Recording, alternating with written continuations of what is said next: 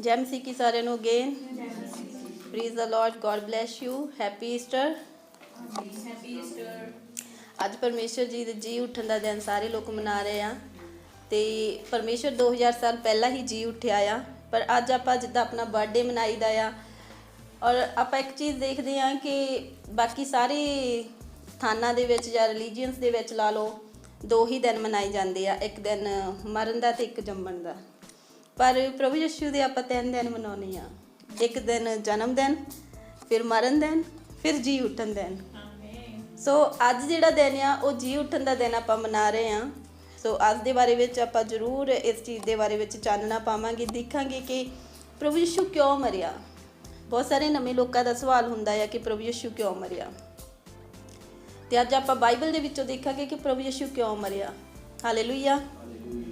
ਕਿਉਂਕਿ ਬਹੁਤ ਸਾਰੇ ਲੋਕ ਕਹਿੰਦੇ ਕਿ ਉਹ ਕਿਉਂ ਮਰਿਆ, ਉਹਦੇ ਵਿੱਚ ਇੰਨੀ ਪਾਵਰ ਸੀ, ਇੰਨੀ ਸ਼ਕਤੀ ਸੀ, ਹੈ ਨਾ, ਉਹ ਬਚਾ ਸਕਦਾ ਸੀ ਆਪਣੇ ਆਪ ਨੂੰ ਜਾਂ ਕੁਛ ਵੀ ਆ, ਜੋ ਇੱਦਾਂ ਵੀ ਉਧਾਰ ਕਰ ਸਕਦਾ ਸੀ ਦੁਨੀਆ ਦਾ, ਪਰ ਉਹਨੂੰ ਮਰਨਾ ਕਿਉਂ ਪਿਆ।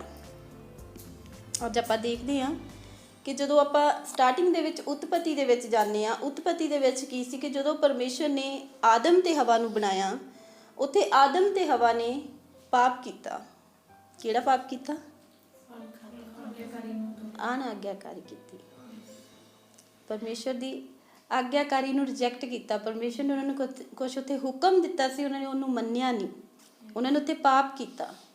ਔਰ ਪਰਮੇਸ਼ਰ ਦਾ ਵਚਨ ਆਪਾਂ ਇੱਕ ਦੇਖਦੇ ਹਾਂ, ਇੱਕ ਬਾਈਬਲ ਦੇ ਵਿੱਚ ਲਿਖਿਆ ਹੋਇਆ ਕਿ ਪਾਪ ਦੀ ਮਜ਼ਦੂਰੀ ਮੌਤ ਆ।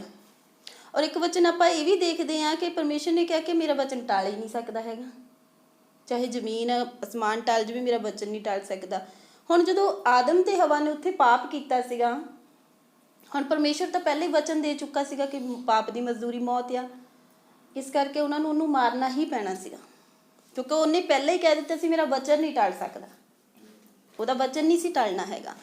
ਇਸ ਕਰਕੇ ਆਦਮ ਤੇ ਹਵਾ ਨੂੰ ਉੱਥੇ ਪਰਮੇਸ਼ਰ ਨੂੰ ਬਾਗ ਦੇ ਵਿੱਚੋਂ ਡਿਸਕਨੈਕਟ ਕਰਨਾ ਪਿਆ, ਬਾਹਰ ਕੱਢਣਾ ਪਿਆ। ਉਸ ਟਾਈਮ ਆਦਮ ਤੇ ਹਵਾ ਜਿਹੜੇ ਸੀ ਉਹ ਆਤਮਿਕ ਤੌਰ 'ਤੇ ਮਰ ਚੁੱਕੇ ਸੀਗੇ, ਉਹ ਸਰੀਰਕ ਜ਼ਿੰਦਗੀ 'ਚ ਆ ਚੁੱਕੇ ਸੀ। ਪਹਿਲਾਂ ਉਹ ਆਤਮਿਕ ਸੀਗੇ, ਉਹ ਨੰਗੇ ਰਹਿੰਦੇ ਸੀ, ਉਹ ਪਰਮੇਸ਼ਰ ਉਹਨਾਂ ਨੂੰ ਕੋਈ ਸੁੱਧ ਬੁੱਧ ਨਹੀਂ ਸੀਗੀ, ਕਿਉਂਕਿ ਉਹ ਆਤਮਾ ਵਿੱਚ ਜੀਂਦੇ ਸੀ। ਆਤਮਾ ਕਦੀ ਕੱਪੜੇ ਨਹੀਂ ਪਾਉਂਦਾ ਹੈਗਾ, ਪਰ ਜਦੋਂ ਆਪਾਂ ਸਰੀਰ ਦੇ ਵਿੱਚ ਆਪਾਂ ਉਦੋਂ ਕੱਪੜੇ ਪਾਉਂਦੇ, ਜਦੋਂ ਆਪਣੀ ਆਤਮਾ ਨੇ ਆਪਣਾ ਰੈਜਰੈਕਸ਼ਨ ਆਪਣਾ ਜਾਣੀ ਕਿ ਆਪਾਂ ਨੂੰ ਪਰਮੇਸ਼ਰ ਨੇ ਉਠਾਉਣਾ ਆ ਉੱਪਰ, ਉਸ ਟਾਈਮ ਤੁਸੀਂ ਦੇਖੋਗੇ ਜੇ ਆਪਾਂ ਜੀਂਦੇ ਰਹੇ, ਕਿਸੇ ਨੂੰ ਆਪਣੀ ਜੀਂਦੇ ਜ਼ਿੰਦਗੀ ਦੇ ਵਿੱਚ ਉਠਾਇਆ ਗਿਆ, ਤੇ ਆਪਾਂ ਦੇਖਾਂਗੇ ਕਿ ਉਹਦੇ ਕੱਪੜੇ ਉੱਥੇ ਹੀ ਪਏ ਹੋਊਗੇ, ਉਹ ਬੰਦਾ ਉੱਥੋਂ ਉਠਾ ਲਿਆ ਜਾਊਗਾ, ਉਹਦੇ ਕੱਪੜਿਆਂ ਤੋਂ ਪਤਾ ਲੱਗੂਗਾ ਕਿ ਬੰਦਾ ਉਠਾ ਲਿਆ ਗਿਆ ਆ।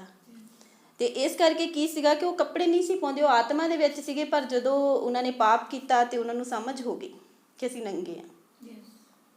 ਪਰ ਫਿਰ ਪਰਮੇਸ਼ਰ ਨੇ ਹੋਰ ਬਾਕੀ ਸਾਰੇ ਬਾਗ ਦੀ ਸੁਰੱਖਿਆ ਵਾਸਤੇ, ਹੋਰ ਚੀਜ਼ਾਂ ਦੀ ਸੁਰੱਖਿਆ ਵਾਸਤੇ ਕਿ ਹੁਣ ਜਿਹੜੇ ਮਤਲਬ ਇਹਨਾਂ ਦੇ ਵਿੱਚ ਇੱਕ ਤਾਂ ਪਾਪ ਆ ਗਿਆ ਆ, ਦੂਸਰਾ ਇਹ ਹੁਣ ਸਾਰੀਆਂ ਚੀਜ਼ਾਂ ਨੂੰ ਜਾਣਨ ਲੱਗ ਗਏ ਆ, ਇਹ ਹੋਰ ਨਾ ਕਿਤੇ ਬਾਗ ਨੂੰ ਖਰਾਬ ਕਰ ਦੇ। ਪਰਮੇਸ਼ਰ ਨੂੰ ਉੱਥੇ ਬਾਗ ਦੇ ਵਿੱਚ, ਆਦਮ ਦੇ ਬਾਗ ਦੇ ਵਿੱਚ, ਜਿਹਨੂੰ ਆਪਾਂ ਅੱਜ ਸਵਰਗ ਦਾ ਨਾਮ ਦਿੰਦੇ ਹਾਂ, ਉੱਥੇ ਬਾੜ ਲਾ ਦਿੱਤੀ, ਉੱਥੇ ਆਪਣੇ ਵੱਡੇ ਦੂਤਾਂ ਦੇ ਪੈੜੇ ਠਹਿਰਾ ਦਿੱਤੇ। ਔਰ ਆਦਮ ਤੇ ਹਵਾ ਨੂੰ ਕੀ ਕਰ ਦਿੱਤਾ? ਧਰਤੀ ਦੇ ਦਿੱਤੀ ਕਿ ਤੂੰ ਇਸ ਧਰਤੀ ਨੂੰ ਬਾਹ। ਉਹਨੂੰ ਸ਼ਰਾਫ ਦੇ ਦਿੱਤਾ ਕਿ ਤੂੰ ਮੇਰੇ ਤੋਂ ਅਲੱਗ ਹੋ ਗਿਆ ਆ, ਹੁਣ ਤੂੰ ਇਹਨਾਂ ਸ਼ਰਾਫਾਂ ਵਿੱਚ ਜੀ, ਤੂੰ ਇਸ ਧਰਤੀ ਨੂੰ ਬਾਹ, ਖੂਨ ਪਸੀਨੇ ਦੀ ਕਮਾਈ ਖਾ ਆਪਣੀ। ਔਰ ਔਰਤ ਨੂੰ ਕੀ ਕਿਹਾ ਕਿ ਤੂੰ ਜਦੋਂ ਜਨੂੰਗੀ ਤੈਨੂੰ ਇੰਨੀਆਂ ਪੀੜਾਂ ਲੱਗਣਗੀਆਂ ਕਿ ਤੂੰ ਤੇਰੇ ਸਰੀਰ ਦੀਆਂ ਹੱਡੀਆਂ ਜਿੱਦਾਂ ਤੋੜਦਾ ਆ ਕੋਈ, ਉਹ ਪੀੜਾਂ ਤੈਨੂੰ ਲੱਗਣਗੀਆਂ। ਔਰ ਸੱਪ ਸੀ ਉਹਨਾਂ ਦੇ ਨਾਲ, ਸੱਪ ਨੂੰ ਕਹਿ ਦਿੱਤਾ ਕਿ ਤੂੰ ਰੇਂਗ ਕੇ ਤੁਰੇਂਗਾ, ਔਰ ਹਮੇਸ਼ਾ ਤੇਰਾ ਜਿਹੜਾ ਕੀ ਆ ਮਨੁੱਖ ਦੇ ਨਾਲ ਤੇਰਾ ਬੈਰ ਰਹੂਗਾ। ਅੱਜ ਆਪਾਂ ਦੇਖਦੇ ਹਾਂ ਕੋਈ ਮਨੁੱਖ ਦੇ ਨਾਲ ਸੱਪ ਦਾ ਇੰਨਾ ਬੈਰ ਆ, ਜਾਂ ਤਾਂ ਉਹ ਉਹਨੂੰ ਮਾਰਦਾ ਜਾਂ ਉਹ ਉਹਨੂੰ ਮਾਰਦਾ ਆ। ਜੇ ਸੱਪ ਮੋਰੇ ਆ ਜਾਵੇ, ਜਾਂ ਤਾਂ ਸੱਪ ਮਨੁੱਖ ਨੂੰ ਮਾਰਦਾ ਆ ਜਾਂ ਮਨੁੱਖ ਸੱਪ ਨੂੰ ਮਾਰਦਾ ਆ। ਇੰਨਾ ਬੈਰ ਉਹਨਾਂ ਦਾ, ਉਹਨੇ ਕਿਹਾ ਕਿ ਤੁਹਾਡਾ ਦੋਨਾਂ ਦਾ ਬੈਰ ਰਹੂਗਾ। ਔਰ ਜ਼ਰੂਰ ਆ, ਮੈਂ ਚਾਹੂੰਗੀ ਕਿ ਆਪਾਂ ਇਹਨੂੰ ਬਾਈਬਲ ਦੇ ਵਿੱਚੋਂ ਵੀ ਰੀਡ ਕਰਦੇ ਹਾਂ ਤਾਂ ਕਿ ਨਵੇਂ ਲੋਕਾਂ ਨੂੰ ਵੀ ਪਤਾ ਲੱਗੇ, ਆਪਣੇ ਭੈਣ ਭਰਾਵਾਂ ਨੂੰ, ਕਿਉਂਕਿ ਮੈਂ ਇਸ ਰਿਕਾਰਡਿੰਗ ਨੂੰ ਹੋ ਸਕਦਾ YouTube 'ਤੇ ਪਾਵਾਂ, ਹੋ ਸਕਦਾ ਬਹੁਤ ਸਾਰਿਆਂ ਨੂੰ ਸ਼ੇਅਰ ਕਰਾਂ ਤਾਂ ਕਿ ਫਿਰ ਨਵੇਂ ਲੋਕ ਸੁਣਨ ਅਤੇ ਉਹ ਜਾਣਨ ਪਰਮੇਸ਼ਰ ਦੇ ਸਾਰੇ ਕੰਮਾਂ ਨੂੰ। ਆਪਾਂ ਉਤਪਤੀ 2 ਦੀ 16-17 ਦੇ ਵਿੱਚ ਪੜ੍ਹਦੇ ਹਾਂ। ਜੇ ਕੋਈ ਬਾਈਬਲ ਰੀਡ ਕਰ ਸਕਦਾ ਹੈ ਜ਼ਰੂਰ ਮੇਰੇ ਨਾਲ ਕਰਨਾ।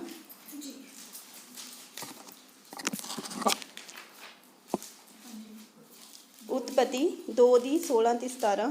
ਹਾਂਜੀ, ਉਤਪਤੀ 2 ਦੀ 16 ਤੇ 17 ਵਿੱਚ ਲਿਖਿਆ ਹੋਇਆ, ਤਾਂ ਯਹੋਵਾ ਪਰਮੇਸ਼ਵਰ ਨੇ ਆਦਮੀ ਨੂੰ ਆਗਿਆ ਦਿੱਤੀ ਕਿ ਬਾਗ ਦੇ ਹਰ ਬ੍ਰਿਕਸ਼ ਤੋਂ ਤੂੰ ਨਿਰਸੰਗ ਖਾਈ, ਪਰ ਭਲੇ ਬੁਰੇ ਦੀ ਸਿਆਣ ਦੇ ਬ੍ਰਿਕਸ਼ ਤੋਂ ਤੂੰ ਨਾ ਖਾਈ, ਕਿਉਂ ਜੋ ਜਿਸ ਦਿਨ ਤੂੰ ਉਸ ਤੋਂ ਖਾਵੇਂ ਤੂੰ ਜ਼ਰੂਰ ਮਰੇਗਾ। ਹਾਲੇਲੂਇਆ। ਹਾਲੇਲੂਇਆ। ਅਣਆਗਿਆਕਾਰੀ ਕੀਤੀ ਉੱਥੇ ਉਹਨੇ, ਕਿਹਾ ਕਿ ਤੂੰ ਇਸ ਬ੍ਰਿਸ਼ ਤੋਂ ਨਾ ਖਾਵੀਂ, ਪਰ ਉਹਨੇ ਖਾ ਲਿਆ।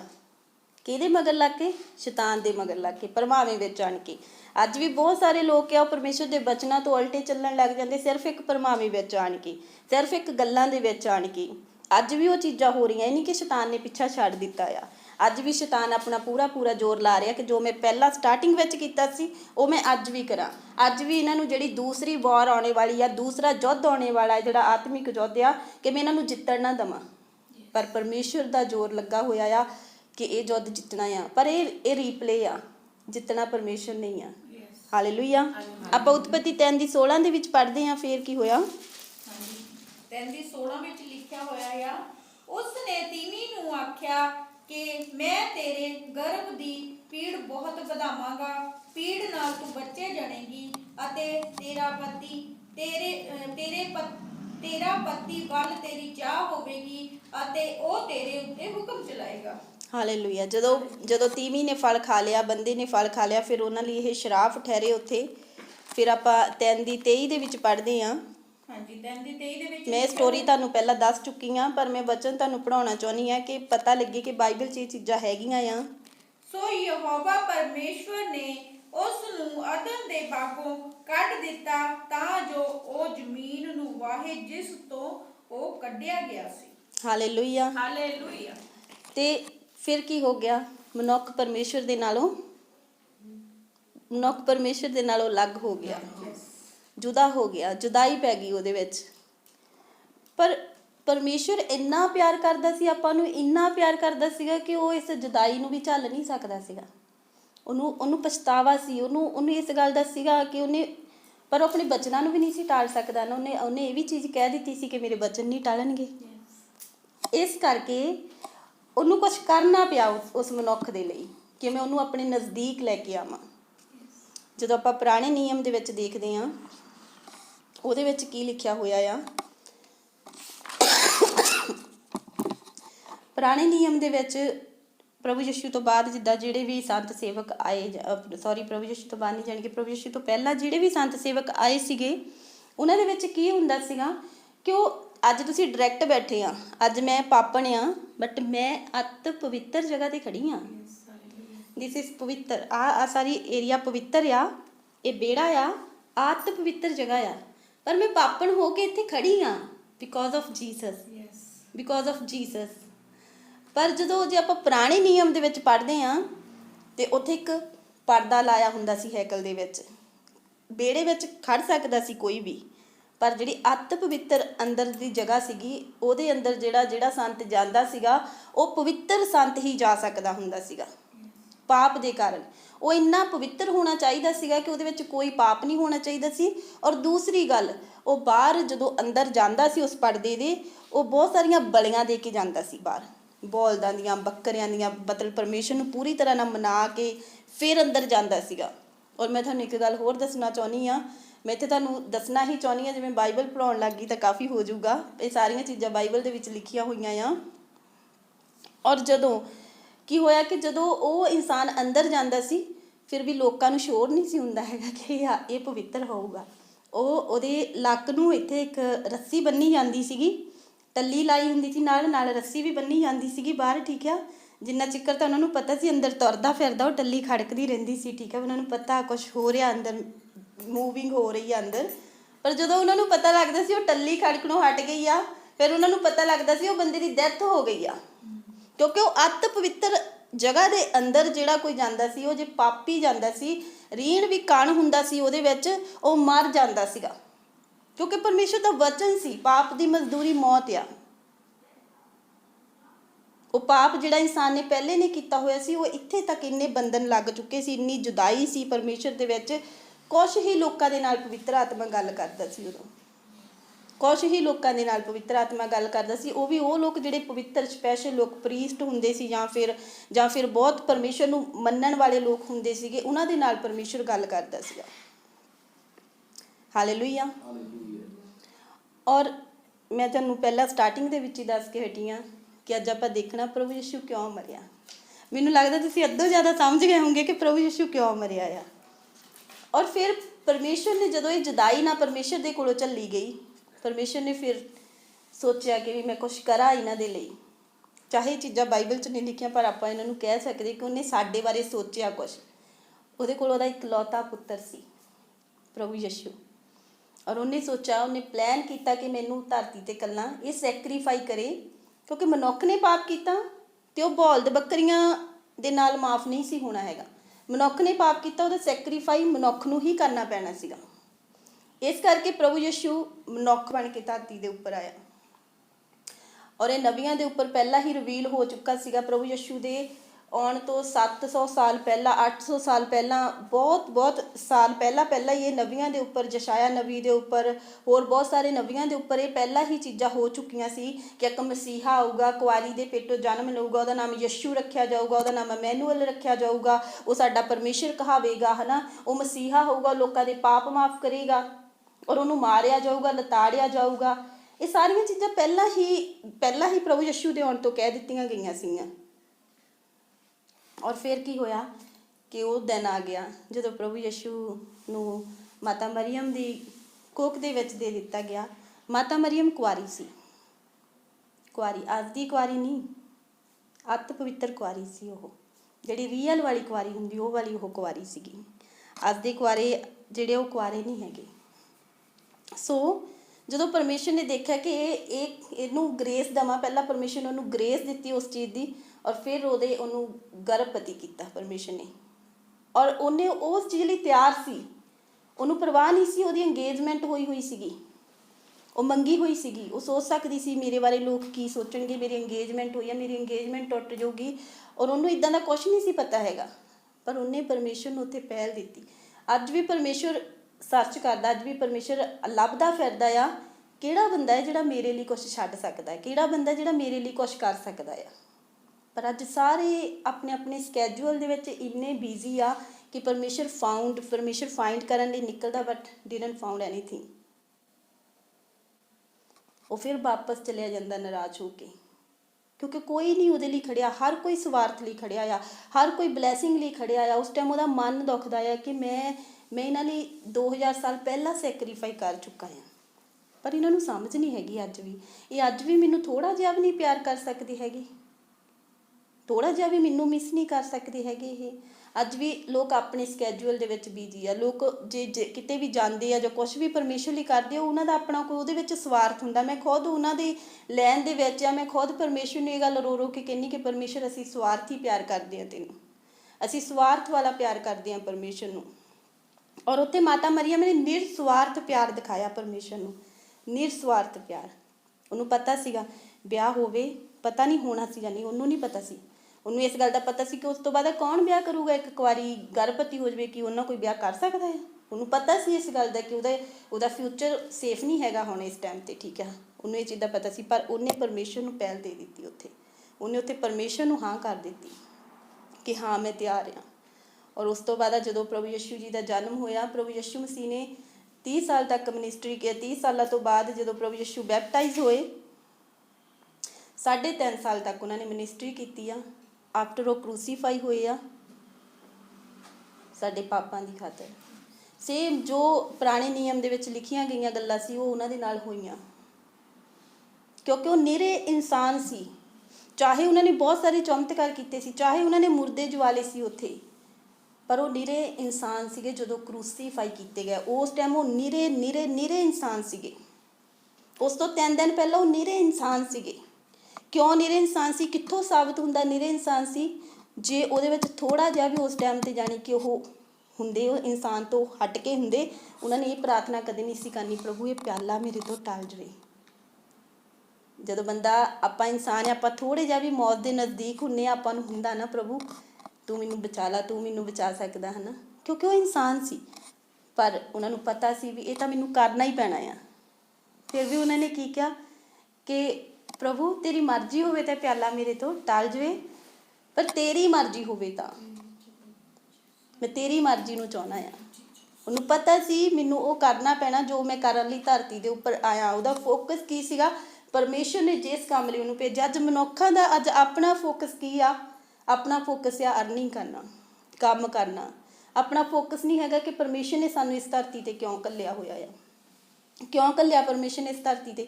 ਕਿ ਉੱਥੇ ਤੁਹਾਡਾ ਲੇਖਾ ਹੋਊਗਾ ਕਿ ਤੁਸੀਂ ਕਿੰਨੇ ਘਰਾਂ ਦੇ ਵਿੱਚ ਕੰਮ ਕੀਤਾ, ਕਿੰਨੇ ਥਾਵਾਂ 'ਤੇ ਝਾੜੂ ਫੇਰਿਆ, ਕਿੰਨੇ ਆਰਸ ਕੰਮ ਕੀਤਾ ਤੁਸੀਂ ਉੱਥੇ?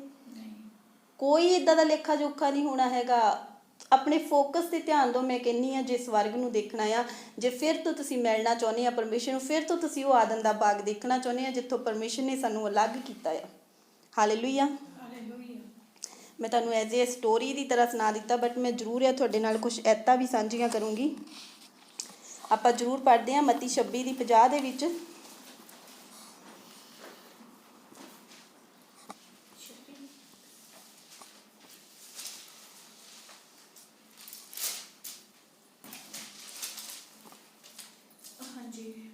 ਮਤੀ 26 ਦੀ ਹਾਂਜੀ 26:50 ਦੇ ਵਿੱਚ ਹੋਇਆ ਹੈ। ਤਾਂ ਯਿਸੂ ਨੇ ਉਹਨਾਂ ਨੂੰ ਆਖਿਆ, ਬੇਲੀਆ ਕਿਵੇਂ ਆਇਆ? ਤਦ ਉਹਨਾਂ ਨੇ ਕੋਲ ਆਣ ਕੇ ਯਿਸੂ ਉੱਤੇ ਹੱਥ ਪਾਏ ਅਤੇ ਉਹਨੂੰ ਫੜ ਲਿਆ। ਯਿਸੂ ਪਹਿਲਾਂ ਵੀ ਉਸ ਬਾਗ ਦੇ ਵਿੱਚ ਜਾਇਆ ਕਰਦਾ ਸੀ ਜਿੱਥੋਂ ਉਹਨਾਂ ਨੇ ਉਹਨੂੰ ਫੜਿਆ ਆ। ਪਹਿਲਾਂ ਵੀ ਉਸੇ ਥਾਂ 'ਤੇ ਘੁੰਮਦਾ ਸੀ। ਪਹਿਲਾਂ ਵੀ ਉਹਨਾਂ ਲੋਕਾਂ ਦੇ ਵਿੱਚ ਹੀ ਘੁੰਮਦਾ ਸੀਗਾ। ਹੋ ਸਕਦਾ ਸੀ ਕਿ ਉੱਥੇ ਦੂਤ ਆਉਂਦੇ, ਇੱਕ ਉਹਦੇ ਹੁਕਮ ਦੇ ਨਾਲ ਉੱਥੇ ਦੂਤ ਆ ਸਕਦੇ ਸੀਗੇ, ਪਰ ਇਹ ਪ੍ਰਭੂ ਯਿਸੂ ਨੇ ਆਪ ਹੋਣ ਦਿੱਤਾ। ਇਹ ਆਪਾਂ ਕਿੱਥੋਂ ਦੇਖ ਸਕਦੇ ਹਾਂ? ਆਪਾਂ ਮੱਤੀ 26:55 ਨੂੰ ਪੜ੍ਹਦੇ ਹਾਂ। ਹਾਂਜੀ, ਕਿ ਉਹਨੇ ਆਪ ਹੋਣ ਦਿੱਤੀਆਂ ਇਹ ਚੀਜ਼ਾਂ। ਹਾਂਜੀ 55 ਵਿੱਚ ਲਿਖਿਆ ਹੋਇਆ ਆ, ਉਸੇ ਵੇਲੇ ਯਿਸੂ ਨੇ ਉਸ ਭੀੜ ਨੂੰ ਆਖਿਆ, ਤਲਵਾਰਾਂ ਅਤੇ ਡਾਂਗਾ ਫੜੀ, ਕੀ ਤੁਸੀਂ ਮੈਨੂੰ ਡਾਕੂ ਵਾਂਗੂ ਫੜਨ ਨਿਕਲੇ ਹੋ? ਮੈਂ ਰੋਜ਼ ਹੈਕਲ ਵਿੱਚ ਬੈਠ ਕੇ ਉਪਦੇਸ਼ ਦਿੰਦਾ ਸਾਂ ਤਾਂ ਤੁਸੀਂ ਮੈਨੂੰ ਨਾ ਫੜਿਆ, ਪਰ ਇਹ ਸਭ ਕੁਝ ਇਸ ਲਈ ਹੋਇਆ ਜੋ ਨਬੀਆਂ ਦੀਆਂ ਲਿਖਤਾਂ ਪੂਰੀਆਂ ਹੋਣ। ਤਦ ਸਾਰੇ ਚੇਲੇ ਉਹਨੂੰ ਛੱਡ ਕੇ ਭੱਜ ਗਏ। Hallelujah, hallelujah. ਪ੍ਰਭੂ ਯਿਸੂ ਨੇ ਆਪਣੇ ਆਪ ਨੂੰ ਉਹਨੂੰ ਪਤਾ ਸੀ ਮੇਰਾ ਟਾਈਮ ਆ ਗਿਆ ਹੈ ਹੁਣ। ਉਹਨੇ ਆਪ ਮੌਕਾ ਦਿੱਤਾ। ਉਹਨੂੰ ਪਤਾ ਸੀਗਾ ਕਿ ਉਹਨਾਂ ਦੇ 12 ਚੇਲਿਆਂ ਦੇ ਵਿੱਚੋਂ ਹੀ ਮੈਨੂੰ ਇੱਕ ਨੇ ਫੜਵਾਉਣਾ ਆ। ਉਹਨੂੰ ਪਤਾ ਸੀ ਇਹ ਸਾਰੀਆਂ ਗੱਲਾਂ। ਉਹ ਚੇਲੇ ਦੇ ਨਾਲ ਲੜਿਆ ਜਾ ਕੇ ਕਿ ਤੂੰ ਹੀ ਆ ਮੈਨੂੰ ਫੜਵਾਉਣਾ, ਜਾਂ ਤੂੰ ਚਲ ਜਾ, ਤੂੰ ਤਾਂ ਪਾਪੀ ਆ। ਨਹੀਂ, ਉਹਨੇ ਉਹਨੂੰ ਵੀ ਕਿਹਾ ਕਿਵੇਂ ਆ ਬੈਲੀਆ ਆਪਾਂ ਯਾਰ ਦੋਸਤ ਦੇ ਨਾਮ ਤੇ ਬੋਲੀ ਦਾ, ਕਿਵੇਂ ਆ ਯਾਰਾ, ਕਿਵੇਂ ਆ ਬੈਲੀਆ। ਉਹਨੂੰ ਵੀ ਪਿਆਰ ਕੀਤਾ ਉਹਨੇ ਪਰਮੇਸ਼ਰ ਨੇ, ਕਰਕੇ ਪਰਮੇਸ਼ਰ ਉਦੋਂ ਉਹਦੇ ਮਨ ਨੂੰ ਜਾਣ ਚੁੱਕਾ ਸੀ ਕਿ ਐਗਜ਼ੈਕਟਲੀ ਹੁਣ ਉਹ ਸਮਾਂ ਆ ਗਿਆ ਆ, ਹੁਣ ਇਹ ਤਾਂ ਮੇਰੇ ਕੋਲ ਆਇਆ ਆ ਉਹਨਾਂ ਨੂੰ ਦਿਖਾਉਣ ਵਾਸਤੇ। ਜਦੋਂ ਡਾਂਗਾ ਸੋਟੇ ਫੜੇ ਆ ਰਹੇ ਸੀ ਪਰਮੇਸ਼ਰ ਦੇ ਕੋਲ, ਕਹਿੰਦੇ ਕਿਉਂ ਡਾਂਗਾ ਸੋਟੇ ਫੜੇ? ਮੈਂ ਕਿਹੜਾ ਚੋਰ ਡਾਕੂਗਾ, ਇੱਥੇ ਹੀ ਘੁੰਮਦਾ ਸੀ ਪਹਿਲਾਂ ਵੀ। ਚਲੋ ਮੈਂ ਤੁਹਾਡੇ ਨਾਲ ਚੱਲਦਾ ਆ, ਲੈ ਕੇ ਚੱਲੋ ਮੈਨੂੰ। ਹਾਲੇਲੂਇਆ। ਕੋਈ ਕਹਿੰਦਾ ਇੱਦਾਂ ਜਿਹਨੂੰ ਪਤਾ ਹੋਵੇ ਮੈਨੂੰ ਕਰੂਸ 'ਤੇ ਚੜਾਉਣਾ ਆ? ਉਹਨੂੰ ਪਤਾ ਸੀ ਕਿ ਮੈਂ ਕੁਛ ਕਰਨ ਆਇਆ, ਮੇਰਾ ਫੋਕਸ ਕੀ ਆ, ਮੈਨੂੰ ਜਿਸ ਕੰਮ ਲਈ ਭੇਜਿਆ ਮੈਂ ਉਹ ਕੰਮ ਕਰਨਾ। ਉਹ ਸਮਾਂ ਆ ਗਿਆ ਆ। Hallelujah, hallelujah. ਅੱਜ ਆਪਣਾ ਵੀ ਸਮਾਂ ਆਇਆ ਹੋਇਆ ਆ। ਆਪਾਂ ਕੀ ਕਰਨਾ ਆ? ਕਿਉਂਕਿ ਅੰਤ ਦੇ ਦਿਨ ਚੱਲ ਰਹੇ ਆ। ਆਪਣਾ ਸਮਾਂ ਆ ਕਿ ਆਪਾਂ ਦੁਨੀਆ ਦੇ ਵਿੱਚ ਪ੍ਰਚਾਰ ਕਰ ਦਈਏ ਜਿੰਨਾ ਹੋ ਸਕੇ। ਪ੍ਰਚਾਰ ਕਰਨ ਤੋਂ ਪਹਿਲਾਂ ਆਪਣੇ ਆਪ ਨੂੰ ਸਿੱਧ ਕਰਨਾ ਜ਼ਰੂਰੀ ਆ। ਮੈਂ ਇਹ ਕਹੂੰਗੀ ਕਿ ਜੇਕਰ ਆਪਾਂ ਉਸ ਚੀਜ਼ 'ਤੇ ਖੜੇ ਨਹੀਂ ਹੈਗੇ, ਫਿਰ ਉਸ ਚੀਜ਼ ਦਾ ਪ੍ਰਚਾਰ ਕਰ ਰਹੇ ਹਾਂ। ਜੇ ਆਪਾਂ ਚੋਰੀ ਕਰ ਰਹੇ ਹਾਂ ਤਾਂ ਚੋਰੀ ਦਾ ਪ੍ਰਚਾਰ ਕਰ ਰਹੇ ਹਾਂ, ਤੇ ਸਮਝ ਲਓ ਤੁਸੀਂ ਨਰਕ ਵਿੱਚ ਤਾਂ ਗਏ, ਠੀਕ ਆ। ਜਿਹੜੇ ਸਾਹਮਣੇ ਸੁਣ ਰਹੇ ਆ ਉਹਨਾਂ ਵਿੱਚੋਂ ਤਾਂ ਬਹੁਤ ਸਾਰੇ ਸਵਰਗ ਵਿੱਚ ਚਲੇ ਜਾਣਗੇ। ਇੱਕ ਪਾਸਟਰ ਕੁਲਦੀਪ ਨੇ ਵੀ ਉਸ ਦਿਨ ਇਹ ਗੱਲ ਕਹੀ ਸੀਗੀ ਜ਼ੂਮ 'ਤੇ ਕਿ ਵੀ ਜ਼ਰੂਰਤ ਆ ਕਿ ਵੀ ਇਹ ਨਾ ਹੋਵੇ ਕਿਤੇ ਪ੍ਰਚਾਰ ਕਰਦੇ ਕਰਦੇ ਅਸੀਂ ਨਰਕ ਦੇ ਵਿੱਚ ਚਲ ਜਾਈਏ ਤੇ ਸੁਣਨ ਵਾਲੇ ਸਵਰਗ ਵਿੱਚ ਬੈਠੇ ਹੋਣ। ਪ੍ਰਚਾਰ ਵੀ ਬਹੁਤ ਕੇਅਰਫੁਲੀ ਕਰਨਾ ਪੈਣਾ। ਉਪਦੇਸ਼ਕ ਦਾ ਜਿਹੜਾ ਲੇਖਾ ਆ ਉਹ ਜ਼ਿਆਦਾ ਲਿਆ ਜਾਣਾ ਆ। ਇਹ ਕੋਈ ਸੌਖੀ ਗੱਲ ਨਹੀਂ ਹੈਗੀ ਕਿ ਪ੍ਰਚਾਰ ਕਰਨਾ, ਪਰ ਉਹਦੇ ਲਈ ਜ਼ਰੂਰਤ ਆ ਕਿ ਆਪਾਂ ਨੂੰ ਪਵਿੱਤਰ ਆਤਮਾ ਮੰਗਣਾ ਚਾਹੀਦਾ, ਪਰਮੇਸ਼ਰ ਦੀ ਗ੍ਰੇਸ ਮੰਗਣੀ ਚਾਹੀਦੀ ਹੈ, ਤਾਂ ਕਿ ਉਹ ਸਾਨੂੰ ਖੜੇ ਕਰੇ ਉਸ ਚੀਜ਼ ਦੇ ਲਈ, ਤਾਂ ਕਿ ਉਹ ਸਾਨੂੰ ਆਪਣੇ ਵਰਗੇ ਸੰਪੂਰਨ ਤੇ ਪਵਿੱਤਰ ਕਰੇ। ਆਪਾਂ ਪਵਿੱਤਰ ਹੋ ਨਹੀਂ ਸਕਦੇ ਹੈਗੇ ਟਿਲ ਜਦੋਂ ਤੱਕ ਜੀਸਸ ਨੇ ਆਉਣਾ ਇੱਥੇ ਨਿਆਂ ਕਰਨ ਲਈ। ਉਦੋਂ ਤੱਕ ਨਾ ਆਪਾਂ ਇਹ ਕਹਿ ਸਕਦੇ ਅਸੀਂ ਪਵਿੱਤਰ ਹਾਂ, ਨਾ ਆਪਾਂ ਇਹ ਕਹਿ ਸਕਦੇ ਹਾਂ ਕਿ ਅਸੀਂ ਪਾਪੀ ਨਹੀਂ ਹੈਗੇ। ਪਰਮੇਸ਼ਰ ਕਹਿੰਦਾ ਤੂੰ ਕੌਣ ਹੁੰਦਾ ਹੈ ਆਪਣੇ ਆਪ ਨੂੰ ਇਹ ਕਹਿਣ ਵਾਲਾ ਵੀ ਤੂੰ ਪਵਿੱਤਰ ਆ ਜਾਂ ਤੂੰ ਕੋਈ ਪਾਪ ਨਹੀਂ ਕੀਤਾ? ਜਿਹੜੇ ਮੇਰੇ ਆਲੇ ਦੁਆਲੇ 24 ਆਰ ਮੇਰੇ ਆਲੇ ਦੁਆਲੇ ਦੂਤ ਰਹਿੰਦੇ ਆ ਨਾ, ਕਹਿੰਦਾ ਉਹਨਾਂ ਨੂੰ ਵੀ ਮੈਂ ਪਵਿੱਤਰ ਨਹੀਂ ਕਹਿੰਦਾ ਹੈਗਾ। ਤੁਸੀਂ ਕਿੱਦਾਂ ਕਹਿ ਸਕਦੇ ਆਪਣੇ ਆਪ ਨੂੰ ਪਵਿੱਤਰ? ਉਨੇ ਟਾਈਮ ਤੱਕ ਆਪਾਂ ਨੂੰ ਅੰਗੀਕਾਰ ਕਰਦੇ ਰਹਿਣਾ ਪੈਣਾ ਆ ਕਿ ਅਸੀਂ ਪਾਪੀ ਹਾਂ ਪ੍ਰਭੂ ਜੀ, ਅਸੀਂ ਪਾਪੀ ਹਾਂ ਪ੍ਰਭੂ ਜੀ। ਉਹ ਨਿਆਂ ਦਾ ਟਾਈਮ ਆਊਗਾ, ਉਸ ਟਾਈਮ 'ਤੇ ਉਹ ਸਾਡੇ ਕੰਮਾਂ ਨੂੰ ਦੇਖੂਗਾ, ਉਹ ਸਾਨੂੰ ਦੇਖੂਗਾ ਕਿ ਅੰਤ ਤੱਕ ਅਸੀਂ ਖੜੇ ਹਾਂ ਜਾਂ ਨਹੀਂ ਖੜੇ। ਉਸ ਟਾਈਮ 'ਤੇ ਫਿਰ ਸਾਡੇ ਸ਼ੀਸ਼ਾ ਸਾਹਮਣੇ ਲੈ ਕੇ ਆਊਗਾ, ਉਹ ਇੱਕ ਵੀਡੀਓ ਸਾਨੂੰ ਦਿਖਾਊਗਾ। ਫਿਰ ਸਾਨੂੰ ਪਤਾ ਲੱਗੂਗਾ। ਪਰਮੇਸ਼ਰ ਨੇ ਪ੍ਰੂਫ ਦੇ ਦੇ ਕੇ ਕਹਿਣਾ ਆ, ਉੱਥੇ ਮੁੱਕਰ ਨਹੀਂ ਸਕਦੇ, ਕੋਈ ਐਕਸਕਿਊਜ਼ ਨਹੀਂ ਹੈਗਾ ਕਿ ਨਹੀਂ ਨਹੀਂ ਮੈਂ ਇੱਦਾਂ ਨਹੀਂ ਕੀਤਾ ਸੀਗਾ। ਤੁਸੀਂ ਪਰਮੇਸ਼ਰ ਜੀ ਉੱਥੇ ਤੁਸੀਂ ਦੇਖਿਆ ਸੀ ਨਾ, ਉਹ ਕੁੜੀ ਨੇ ਮੇਰੇ ਨਾਲ ਇੱਦਾਂ ਕੀਤਾ ਸੀਗਾ। ਪਰਮੇਸ਼ਰ ਨੇ ਸਕਰੀਨ ਲਾ ਦੇਣੀ ਆ ਮੂਹਰੇ ਸ਼ੋ, ਤੇ ਫਿਰ ਉਹਦੀ ਨਾ ਇੱਦਾਂ ਹੋਈ ਸੀ ਉਹ, ਅੱਛਾ ਪਰ ਹੁਣ ਮਾਫ਼ ਕਰ ਦਿਓ ਪਰਮੇਸ਼ਰ ਮੈਨੂੰ। ਉਸ ਟਾਈਮ ਤੇ ਕੋਈ ਮਾਫ਼ੀ ਨਹੀਂ ਹੈਗੀ, ਕੋਈ ਮਾਫ਼ੀ ਨਹੀਂ ਹੈਗੀ। ਟੂਡੇ ਵੀ ਹੈਵ ਟੂਡੇ, ਆਪਣੇ ਕੋਲ ਅੱਜ ਹੈਗਾ ਮਾਫ਼ੀ ਮੰਗਣ ਦਾ ਦਿਨ। ਅੱਜ ਆਪਾਂ ਪਰਮੇਸ਼ਰ ਦੇ ਕੋਲੋਂ ਮਾਫ਼ੀ ਮੰਗ ਸਕਦੇ ਹਾਂ। ਹਾਲੇਲੂਇਆ, ਕਿਉਂਕਿ ਅੱਜ ਹੀ ਆ, ਤੁਸੀਂ ਕੱਲ੍ਹ ਨੂੰ ਨਹੀਂ ਜਾਣਦੇ ਹੈਗੇ। ਪਾਸਟ ਦਾ ਕੋਈ ਲੇਖਾ ਜੋਖਾ ਨਹੀਂ ਹੈਗਾ, ਅੱਜ ਤੁਹਾਡੇ ਕੋਲ ਆ। ਜੇ ਕੋਈ ਕਹਿੰਦਾ ਨਾ ਮੈਂ ਕੱਲ੍ਹ ਨੂੰ ਮਾਫ਼ੀ ਮੰਗ ਲੂੰਗਾ, ਤੇ ਮੈਂ ਤਾਂ ਇਸ ਚੀਜ਼ ਦੀ ਨਹੀਂ, ਮੇਰੇ ਕੋਲ ਗਰੰਟੀ ਤਾਂ ਹੈ ਨਹੀਂ ਗੀ, ਰਾਤ ਦੀ ਵੀ, ਅਗਲੇ ਸਾਹਾਂ ਦੀ ਹੈ ਨਹੀਂ ਗੀ ਕਿ ਅਗਲੇ ਸਾਹ ਮੇਰੇ ਹੈਗੇ ਆ ਜਾਂ ਨਹੀਂ ਹੈਗੇ। ਫਿਰ ਆਪਾਂ ਕਿੱਦਾਂ ਕਹਿ ਸਕਦੇ ਹਾਂ ਕਿ ਆਪਾਂ ਅੱਜ ਪਾਪ ਕਰ ਲਈਏ, ਅੱਜ ਇਹ ਚੀਜ਼ ਕਰ ਲਈਏ, ਕੱਲ੍ਹ ਨੂੰ ਕਰਾਂਗੇ। ਅੱਜ ਹੀ ਆਪਣੇ ਕੋਲ, ਆਪਾਂ ਕਹਿੰਦੇ ਆ ਨਾ ਆਜ ਕਾ ਦਿਨ ਪਰਮੇਸ਼ਰ ਨੇ, ਆਜ ਕਾ ਦਿਨ ਯਹੋਵਾ ਨੇ ਬਣਾਇਆ ਹੈ, ਆਜ ਕਾ ਦਿਨ ਹੀ ਉਹਨੇ ਬਣਾਇਆ ਆ। ਉਹ ਜੁਗੋ ਜੁਗ ਇੱਕੋ ਜਿਹਾ, ਪਰ ਉਹਨੇ ਆਪਣੇ ਲਈ ਅੱਜ ਦਾ ਦਿਨ ਹੀ ਬਣਾਇਆ ਆ। ਹਾਲੇਲੂਇਆ। ਜ਼ਰੂਰਤ ਹੈ ਕਿ ਅੱਜ ਦਾ ਦਿਨ ਸਾਡੇ ਲਈ, ਅੱਜ ਅਸੀਂ ਰਿਪੈਂਟ ਕਰੀਏ, ਅੱਜ ਅਸੀਂ ਪਰਮੇਸ਼ਰ ਦੇ ਹੋ ਜਾਈਏ, ਪਰਮੇਸ਼ਰ ਨੂੰ ਆਪਣਾ ਦਿਲ ਦੇ ਦਈਏ ਔਰ ਬਾਏ ਹਾਰਟ ਪਰਮੇਸ਼ਰ ਦੀ ਪ੍ਰੇਜ਼ ਕਰੀਏ ਪਰਮੇਸ਼ਰ ਨੂੰ। ਹਾਲੇਲੂਇਆ। ਮੈਂ ਜ਼ਰੂਰ ਚਾਹੁੰਦੀ ਹਾਂ ਕਿ ਆਪਾਂ ਅੰਤ ਦੀਆਂ ਇਹ ਵਰਸਸ ਨੂੰ ਵੀ ਪੜ੍ਹੀਏ। ਮਤੀ 27:12, ਮਤੀ 27:12 ਬੜੀ ਸਪੈਸ਼ਲ ਆ। ਮਤੀ 27:12 ਵਿੱਚ ਲਿਖਿਆ ਹੋਇਆ ਹੈ, ਜਦ ਪ੍ਰਧਾਨ ਜਾਜਕ ਔਰ ਬਜ਼ੁਰਗ ਉਸ ਉੱਤੇ ਦੋਸ਼ ਲਾਉਂਦੇ ਸਨ, ਉਹ ਕੁਝ ਜਵਾਬ ਨਹੀਂ ਸੀ ਦਿੰਦਾ। ਹਾਲੇਲੂਇਆ। ਮੈਂ ਤਾਂ ਤੁਹਾਨੂੰ ਦੱਸਣਾ ਚਾਹੁੰਦੀ ਹਾਂ ਜਵਾਬ ਕਿਉਂ ਨਹੀਂ ਸੀ ਦਿੰਦਾ, ਕਿਉਂਕਿ ਉਹਨੂੰ ਪਤਾ ਸੀ ਮੇਰਾ ਜਵਾਬ ਸਾਫ਼ ਹੋਣਾ ਆ, ਪੱਧਰਾ ਹੋਣਾ ਆ। ਜੇ ਮੈਂ ਜਵਾਬ ਦੇ ਦਿੱਤਾ, ਇਹਨਾਂ ਲੋਕਾਂ ਨੂੰ ਸੱਚਾਈ ਦਾ ਪਤਾ ਲੱਗ ਜਾਣਾ ਤੇ ਮੇਰੀ ਮੌਤ ਕੈਂਸਲ ਹੋ ਜਾਣੀ ਆ। ਉਹ ਕੈਂਸਲ ਨਹੀਂ ਸੀ ਕਰਨਾ ਚਾਹੁੰਦਾ ਆਪਣੀ ਕਰੂਸ ਨੂੰ, ਇਸ ਕਰਕੇ ਨਹੀਂ ਸੀ ਉਹ ਜਵਾਬ ਦਿੰਦਾ ਹੈਗਾ, ਕਿਉਂਕਿ ਉਹਨੂੰ ਸੀ ਵੀ ਕਰੂਸ ਤੱਕ ਪਹੁੰਚਣਾ ਜ਼ਰੂਰੀ ਆ। ਜੇ ਹੁਣ ਉੱਥੇ ਉਹ ਜਵਾਬ ਦੇ ਦਿੰਦਾ, ਹਾਂ ਦੱਸੋ, ਹਾਂ ਮੈਂ ਹੀ ਪਰਮੇਸ਼ਰ ਆ, ਮੈਂ ਹੀ ਹਾਂ, ਸਰ ਕਹਿ ਸਕਦਾ ਸੀ ਇਹ ਗੱਲਾਂ ਐਗਜ਼ੈਕਟਲੀ ਬਿਕੋਜ਼ ਆਫ ਉਹੀ ਪਰਮੇਸ਼ਰ ਸੀਗਾ, ਕਹਿ ਸਕਦਾ ਸੀ ਉਹ। ਪਰ ਉਹਨੂੰ ਪਤਾ ਸੀਗਾ ਕਿ ਮੈਂ ਜਿਹੜਾ ਮੇਰਾ ਫੋਕਸ ਆ ਉਹ ਉੱਤੋਂ ਨਾ ਕਿਤੇ ਕੁਛ ਵੀ ਹੋ ਜਾਵੇ, ਇਸ ਕਰਕੇ ਉਹ ਚੁੱਪ ਹੀ ਵੱਟ ਕੇ ਰੱਖਦਾ ਸੀਗਾ। ਹਾਲੇਲੂਇਆ। ਇਹ ਸੀ ਉਹਦੇ ਚੁੱਪ ਰਹਿਣ ਦਾ। ਮੈਂ ਮਤਲਬ ਜਦੋਂ ਮੈਂ ਇਸ ਵਚਨ ਨੂੰ ਨਹੀਂ ਸੀ ਜਾਣਿਆ ਹੈਗਾ, ਮੈਂ ਵੀ ਉਦੋਂ ਸੋਚਦੀ ਸੀ ਕਿ ਪ੍ਰਭੂ ਯਿਸੂ ਜਵਾਬ ਦੇਵੇ, ਇਹਨਾਂ ਨੂੰ ਇੰਨਾ ਪੁੱਛ ਰਹੇ ਆ, ਪ੍ਰਭੂ ਯਿਸੂ ਕੋਲ ਤਾਂ ਬਹੁਤ ਸਾਰੇ ਦ੍ਰਿਸ਼ਟਾਂਤ ਆ, ਉਹ ਦ੍ਰਿਸ਼ਟਾਂਤਾਂ ਦੇ ਵਿੱਚ ਇਹਨਾਂ ਨੂੰ ਜਵਾਬ ਦੇ ਦੇਵੇ। ਪਰ ਜਦੋਂ ਮੈਨੂੰ ਪਤਾ ਲੱਗਾ ਕਿ ਉਹ ਇਸ ਕਰਕੇ ਨਹੀਂ ਜਵਾਬ ਦੇ ਰਿਹਾ ਸੀਗਾ ਕਿ ਉਹਦੀ ਕਰੂਸ ਕੈਂਸਲ ਹੋ ਜਾਣੀ ਸੀ, ਜਦੋਂ ਮੈਂ ਇਸ ਚੀਜ਼ ਨੂੰ ਸੁਣਿਆ, ਤੇ ਫਿਰ ਮੈਨੂੰ ਰਿਅਲਾਈਜ਼ ਹੋਇਆ ਕਿ ਪਰਮੇਸ਼ਰ ਹਰੇਕ ਜਗ੍ਹਾ 'ਤੇ ਸਹੀ ਆ, ਹਰੇਕ ਜਗ੍ਹਾ 'ਤੇ ਸਹੀ ਆ ਉਹ।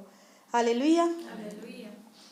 ਕਿਉਂਕਿ ਇੱਕ ਬੁੱਧਵਾਨ ਆ, ਉਹ ਬੁੱਧਵਾਨ ਸੀ, ਉਹਨੂੰ ਪਤਾ ਸੀ ਮੇਰਾ ਜਵਾਬ ਰਾਈਟ ਹੀ ਨਿਕਲਣਾ, ਮੇਰੇ ਮੂੰਹ 'ਚੋਂ ਰਾਈਟ ਚੀਜ਼ਾਂ ਹੀ ਨਿਕਲਣੀਆਂ ਆ, ਨਾ ਤਾਂ ਝੂਠ ਨਿਕਲਣਾ, ਨਾ ਰੋਂਗ ਚੀਜ਼ਾਂ ਨਿਕਲਣੀਆਂ ਆ, ਨਾ ਕੁਛ ਫੇਕ ਨਿਕਲਣਾ ਆ। ਉਹਨੂੰ ਪਤਾ ਸੀ, ਤਾਂ ਕਰਕੇ ਉਹਨੇ ਆਪਣਾ ਮੂੰਹ ਬੰਦ ਰੱਖਿਆ ਹੋਇਆ ਸੀਗਾ, ਕਿਉਂ ਉਸ ਸਲੀਬ ਨੂੰ ਕੈਂਸਲ ਨਹੀਂ ਸੀ ਕਰਾਉਣਾ ਚਾਹੁੰਦਾ ਹੈਗਾ। ਆਪਾਂ ਜ਼ਰੂਰ ਪੜ੍ਹਾਂਗੇ ਮਤੀ 28:18, 19, 20, ਇਹ ਅੰਤ ਦੀਆਂ ਵਰਸਸ ਆ। ਮਤੀ 18 18, 19 ਤੇ 28 ਸੌਰੀ।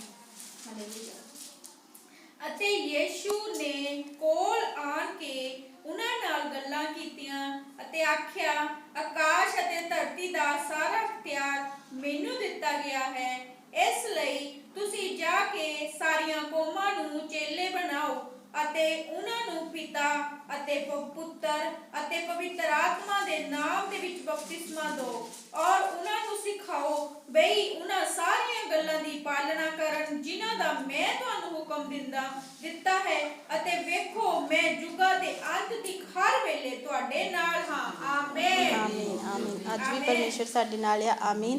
ਮੈਂ ਤੁਹਾਨੂੰ ਇੱਥੇ ਦੱਸਣਾ ਚਾਹੁੰਦੀ ਹਾਂ ਕਿ ਜਦੋਂ ਉਹ ਜਾਇਆ ਕਰਦੇ ਸੀਗੇ, ਹੈਕਲ ਦੇ ਅੰਦਰ ਜਾਇਆ ਕਰਦੇ ਸੀ ਅਤਿ ਪਵਿੱਤਰ ਲੋਕ, ਤੇ ਉੱਥੇ ਬਾਹਰੋਂ ਸੈਕਰੀਫਾਈ ਕਰਕੇ ਜਾਇਆ ਕਰਦੇ ਸੀਗੇ, ਔਰ ਪ੍ਰਭੂ ਯਿਸੂ ਸੈਕਰੀਫਾਈ ਆਪਣੇ ਆਪ ਨੂੰ ਕੁਰਬਾਨ ਕਰਕੇ 3 ਦਿਨਾਂ ਦੇ ਲਈ ਹੈਕਲ ਦੇ ਅੰਦਰ ਗਿਆ ਸੀਗਾ। 3 ਦਿਨਾਂ ਦੇ ਲਈ ਉਹ ਹੈਕਲ ਦੇ ਅੰਦਰ ਗਿਆ ਸੀਗਾ, ਔਰ ਉਹ ਵਾਪਸ ਜਦੋਂ ਆਇਆ ਤੇ ਬਹੁਤ ਸਾਰੇ ਇਖਤਿਆਰ ਲੈ ਕੇ ਆਇਆ। ਪਰ ਜਦੋਂ ਇਹ ਜਿਹੜੇ ਨਬੀ ਦੂਸਰੇ ਦੁਨਿਆਵੀ ਹੈਕਲ ਦੇ ਵਿੱਚ ਜਾਂਦੇ ਸੀਗੇ, ਉੱਥੋਂ ਸ਼ਾਇਦ ਉਹ ਇੰਨੀ ਜ਼ਿਆਦੀਆਂ ਬਲੈਸਿੰਗ ਨਹੀਂ ਸੀ ਲੈ ਕੇ ਆਉਂਦੇ, ਇੰਨੀ ਜ਼ਿਆਦਾ ਜਿੱਤ ਨਹੀਂ ਸੀ ਪ੍ਰਾਪਤ ਕਰਕੇ ਆਉਂਦੇ ਹੈਗੇ। ਪਰ ਜਦੋਂ ਪ੍ਰਭੂ ਯਿਸੂ ਸੈਕਰੀਫਾਈ ਹੋਣ ਤੋਂ ਬਾਅਦ ਹੈਕਲ ਦੇ ਵਿੱਚ ਗਿਆ, ਔਰ ਉੱਥੋਂ ਜਦੋਂ ਵਾਪਸ ਆਇਆ, ਆਣ ਕੇ ਉਹਨੇ ਉਹਨਾਂ ਦੇ ਨਾਲ ਗੱਲਾਂ ਕੀਤੀਆਂ, 40 ਦਿਨ ਰਿਹਾ ਉਹ ਉਹਨਾਂ ਦੇ ਨਾਲ।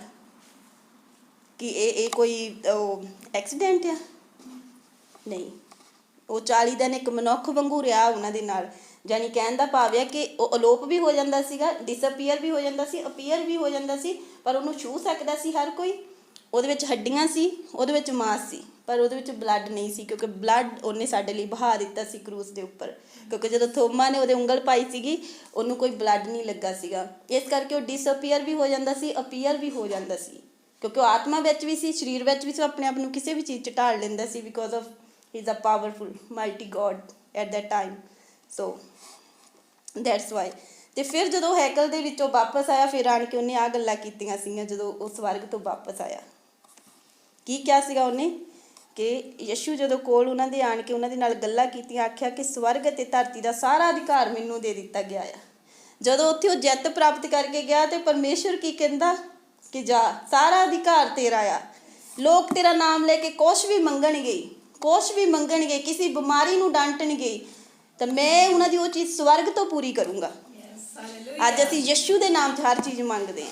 ਕਿਉਂ? ਸਾਨੂੰ ਪਤਾ ਪਰਮੇਸ਼ਰ ਦਾ ਜਿਹੜਾ ਪਰਮੇਸ਼ਰ ਨੇ ਵਿਚੋਲਾ ਠਹਿਰਾ ਦਿੱਤਾ ਇਸ ਨਾਮ ਨੂੰ। ਇਹ ਨਾਮ ਆ ਇੱਕ, ਇਹ ਕੋਈ ਕੁਛ ਨਹੀਂ ਹੈਗਾ, ਇੱਕ ਨਾਮ ਆ।